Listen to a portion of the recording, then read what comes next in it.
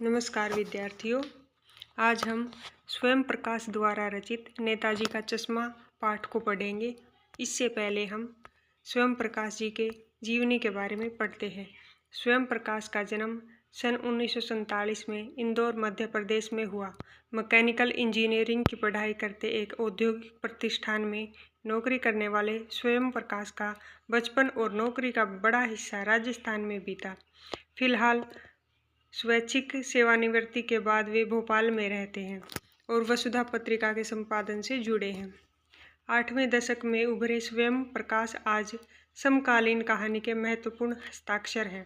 उनके 13 कहानी संग्रह प्रकाशित हो चुके हैं, जिनमें सूरज कब निकलेगा, आएंगे अच्छे दिन भी, आदमी जात का आदमी और संधान उल्लेखनीय है। उनके बीच में विनय और ईंधन उपन्यास चर्चित रहे हैं। उन्हें पहल सम्मान, बनमाली पुरस्कार, राजस्थान साहित्य अकादमी पुरस्कार आदि पुरस्कारों से पुरस्कृत किया जा चुका है।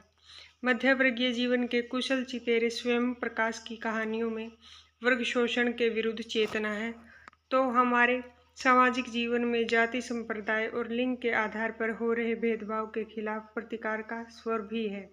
रोचक किस्सागोई शैली में लिखी गई उनकी कहानियाँ हिंदी की वाचिक परंपरा को समृद्ध बनाती है। आइए अब हम जानेंगे पाठ को पढ़ने से पहले उसके बारे में कुछ। चारों ओर सीमाओं से घिरे भूभाग का नाम ही देश नहीं होता। देश बनता है उसमें रहने वाले सभी नागरिकों, नदियों, पहाड़ों, पेड़ पौधों, वनस्पतियों, पशु पक्षियों से, और इन सब में प्रेम करने तथा इनकी समृद्धि के लिए प्रयास करने का नाम देशभक्ति है। नेताजी का चश्मा कहानी कैप्टन चश्मे वाले के माध्यम से देश के करोड़ों नागरिकों के योगदान को रेखांकित करती है, जो इस देश के निर्माण में अपने अपने तरीके से सहयोग करते हैं। कहानी यह बताती है कि बड़े नहीं, बच्चे भी इसमें शामिल हैं। नेताजी का चश्मा। हालदार साहब को हर 15वें दिन कंपनी के काम के सिलसिले में उस कस्बे से गुजरना पड़ता था। कस्बा बहुत बड़ा नहीं था, जिसे पक्का मकान कहा जा सके वैसे कुछ ही मकान, और जिसे बाजार कहा जा सके वैसा एक ही बाजार था। कस्बे में एक लड़कों का स्कूल, एक लड़कियों का स्कूल, एक सीमेंट का छोटा सा कारखाना, 2 ओपन एयर सिनेमाघर और एक ठो नगरपालिका भी थी। नगरपालिका थी तो कुछ न कुछ करती भी रहती थी। कभी कोई सड़क पक्की करवा दी, कभी कुछ पेशाब घर बनवा दिए, कभी कबूतरों की छतरी बनवा दी, तो कभी कवि सम्मेलन करवा दिया। इसी नगरपालिका के किसी उत्साही बोर्ड या प्रशासनिक अधिकारी ने एक बार शहर के मुख्य बाजार के मुख्य चौराहे पर नेताजी सुभाष चंद्र बोस की एक संगमरमर की प्रतिमा लगवा दी। यह कहानी उसी प्रतिमा के बारे में है, बल्कि उसके भी एक छोटे से हिस्से के बारे में। पूरी बात तो अब पता नहीं, लेकिन लगता है कि देश के अच्छे मूर्तिकारों की जानकारी नहीं होने और अच्छी मूर्ति की लागत अनुमान और उपलब्ध बजट से कहीं बहुत ज़्यादा होने के कारण काफ़ी समय ऊहापोह और चिट्ठी पत्री में बर्बाद हुआ होगा, और बोर्ड की शासनावधि समाप्त होने की घड़ियों में किसी स्थानीय कलाकार को ही अवसर देने का निर्णय किया गया होगा, और अंत में कस्बे के इकलौते हाई स्कूल के इकलौते ड्राइंग मास्टर, मान लीजिए मोतीलाल जी को ही यह काम सौंप दिया गया होगा, जो महीने भर में मूर्ति बनाकर पटक देने का विश्वास दिला रहे थे। जैसा कि कहा जा चुका है, मूर्ति संगमरमर की थी। टोपी की नोक से कोट के दूसरे बटन तक कोई 2 फुट ऊंची, जिसे कहते हैं बस्ट, और सुंदर थी। नेताजी सुंदर लग रहे थे, कुछ मासूम और कमसिन फौजी वर्दी में। मूर्ति को देखते ही दिल्ली चलो और तुम मुझे खून दो वगैरह याद आने लगते थे। इस दृष्टि से यह सफल और सराहनीय प्रयास था। केवल एक चीज़ की कसर थी, जो देखते ही खटकती थी। नेताजी की आंखों पर चश्मा नहीं था, यानी चश्मा तो था लेकिन संगमरमर का नहीं था। एक सामान्य और सचमुच के चश्मे का चौड़ा काला फ्रेम मूर्ति को पहना दिया गया था। हालदार साहब जब पहली बार इस कस्बे से गुजरे और चौराहे पर पान खाने रुके। तभी उन्होंने इसे लक्षित किया और उनके चेहरे पर एक कौतुक भरी मुस्कान फैल गई। वाह भाई, यह आइडिया भी ठीक है। मूर्ति पत्थर की लेकिन चश्मा रियल। जीप कस्बा छोड़कर आगे बढ़ गई। तब भी हालदार साहब इस मूर्ति के बारे में ही सोचते रहे और अंत में इस निष्कर्ष पर पहुंचे कि कुल मिलाकर कस्बे के नागरिकों का यह प्रयास सराहनीय ही कहा जाना चाहिए। महत्व मूर्ति के रंग रूप या कद का नहीं, उस भावना का है। वरना तो देशभक्ति भी आजकल मजाक की चीज होती जा रही है। दूसरी बार जब हालदार साहब उधर से गुजरे तो उन्हें मूर्ति में कुछ अंतर दिखाई दिया। ध्यान से देखा तो पाया कि चश्मा दूसरा है। पहले मोटे फ्रेम वाला चौकोर चश्मा था, अब तार के फ्रेम वाला गोल चश्मा है। हालदार साहब का कौतुक और बढ़ा। वाह भाई, क्या आइडिया है। मूर्ति कपड़े नहीं बदल सकती, लेकिन चश्मा तो बदल ही सकता है। तीसरी बार फिर नया चश्मा था। हालदार साहब की आदत पड़ गई।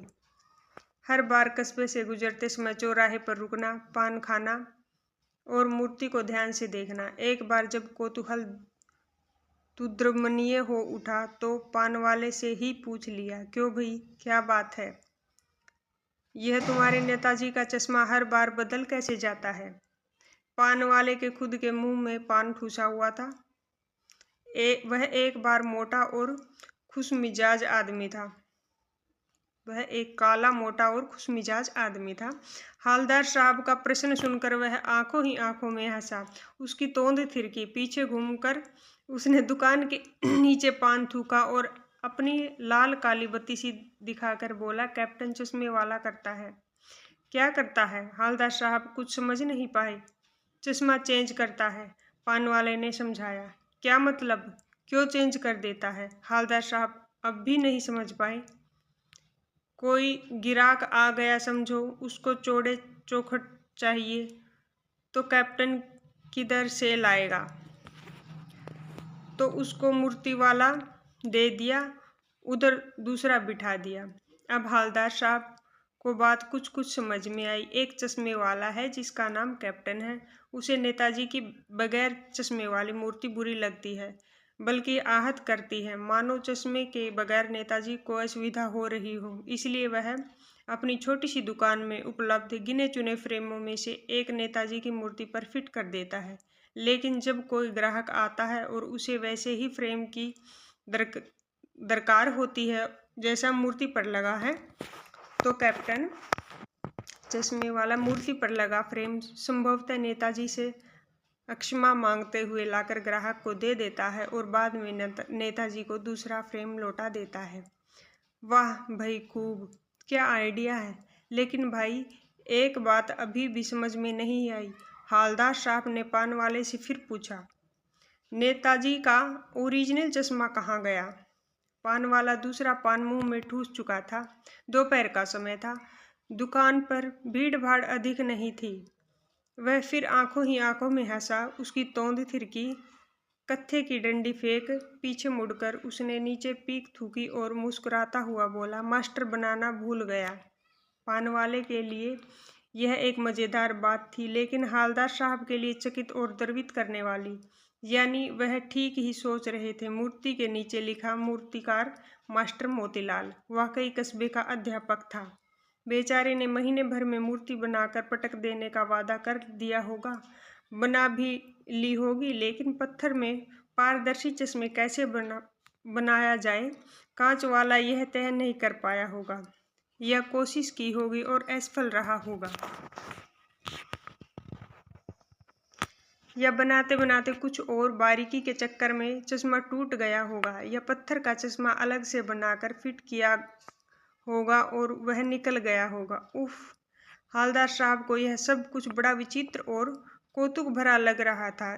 इन्हीं ख्यालों में खोए खोए पान के पैसे चुकाकर चश्मे वाले की देशभक्ति के समक्ष नतमस्तक होते हुए वह जीप की तरफ चले। फिर रुके, फिर मुड़े और पान वाले के पास जाकर पूछा, क्या कैप्टन चश्मे वाला नेताजी का साथी है? यह आज़ाद हिंद फौज का भूतपूर्व सिपाही। पान वाला नया पान खा रहा था। पान पकड़े अपने हाथ को मुंह से 1.5 इंच दूर रोककर उसने हालदार साहब को ध्यान से देखा, फिर अपनी लाल काली बत्ती सी दिखाई और मुस्कुराकर बोला, नहीं साहब, वो लंगड़ा क्या जाएगा फौज में, पागल है पागल। वो देखो वो आ रहा है, आप उसी से बात कर लो, फोटो वोटो छपवा दो उसका कहीं।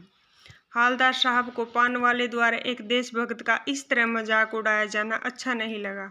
मुड़कर देखा तो अवाक रह गई। एक बेहद बूढ़ा मरियल सा लंगड़ा आदमी, सिर पर गांधी टोपी और आंखों पर काला चश्मा लगाए, एक हाथ में एक छोटी सी संदूकची और दूसरे हाथ में एक बांस पर टंगे बहुत से चश्मे लिए अभी अभी एक गली से निकला था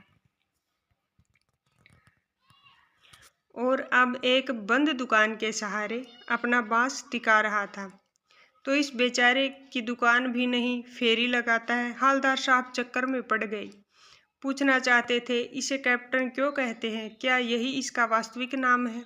लेकिन पान वाले ने साफ बता दिया था कि अब वह इस बारे में और बात करने को तैयार नहीं। ड्राइवर भी बेचैन हो रहा था, काम भी था। हालदार साहब जीप में बैठकर चले गए। 2 साल तक हालदार साहब अपने काम के सिलसिले में उस कस्बे से गुजरते रहे और नेताजी की मूर्ति में बदलते हुए चश्मों को देखते रहे। कभी गोल चश्मा होता तो कभी चकोर, कभी लाल, कभी काला, कभी धूप का चश्मा, कभी बड़े कांचों वाला गोगो चश्मा, पर कोई न कोई चश्मा होता जरूर। उस धूल भरी यात्रा में हालदार साहब को कौतुक और प्रफुल्लता के कुछ क्षण देने के लिए। फिर एक बार ऐसा हुआ कि मूर्ति के चेहरे पर कोई भी कैसा भी चश्मा नहीं था। उस दिन पान की दुकान भी बंद थी, चौराहे की अधिकांश दुकानें बंद थी। अगली बार भी मूर्ति की आंखों पर चश्मा नहीं था। हालदार साहब ने पान खाया और धीरे से पान वाले से पूछा, क्यों भाई, क्या बात है, आज तुम्हारे नेता की आंखों पर चश्मा नहीं है? पान वाला उदास हो गया। उसने पीछे मुड़कर मुंह का पान नीचे थूका और सिर झुकाकर अपनी धोती के सिरे से आंखें पोंछता हुआ बोला, साहब कैप्टन मर गया। और कुछ नहीं पूछ पाए हालदार साहब। कुछ पल चुपचाप खड़े रहे, फिर पान के पैसे चुकाकर जीप में आ बैठे और रवाना हो गए। बार बार सोचते क्या होगा उस कौम का जो अपने देश की खातिर घर गृहस्थी, जवानी, जिंदगी सब कुछ होम देने वालों पर भी हंसती है और अपने लिए बिकने के मौके ढूंढती है। दुखी हो गई। 15 दिन बाद फिर उसी कस्बे से गुजरे। कस्बे में घुसने से पहले ही ख्याल आया कि कस्बे की हृदय स्थली में सुभाष की प्रतिमा अवश्य ही प्रतिष्ठापित होगी, लेकिन सुभाष की आंखों पर चश्मा नहीं होगा, क्योंकि मास्टर बनाना भूल गया और कैप्टन मर गया। सोचा आज वहां रुकेंगे नहीं, पान भी नहीं खाएंगे, मूर्ति की तरफ देखेंगे भी नहीं, सीधे निकल जाएंगे। ड्राइवर से कह दिया, चौराहे पर रुकना नहीं, आज बहुत काम है, पान आगे कहीं खा लेंगे। लेकिन आदत से मजबूर आंखें चौराहा आते ही मूर्ति की तरफ उठ गई। कुछ ऐसा देखा कि चीखे, रोको। जीप स्पीड में थी। ड्राइवर ने जोर से ब्रेक मारे। रास्ता चलते लोग देखने लगे। जीप रुकते न रुकते हालदार साहब जीप से कूदकर तेज कदमों से मूर्ति की तरफ लपके और उसके ठीक सामने जाकर अटेंशन में खड़े हो गई। मूर्ति की आंखों पर सरकंडे से बना छोटा सा चश्मा रखा हुआ था, जैसा बच्चे बना लेते हैं। हालदार साहब भावुक हैं। इतनी सी बात पर उनकी आंखें भर आई।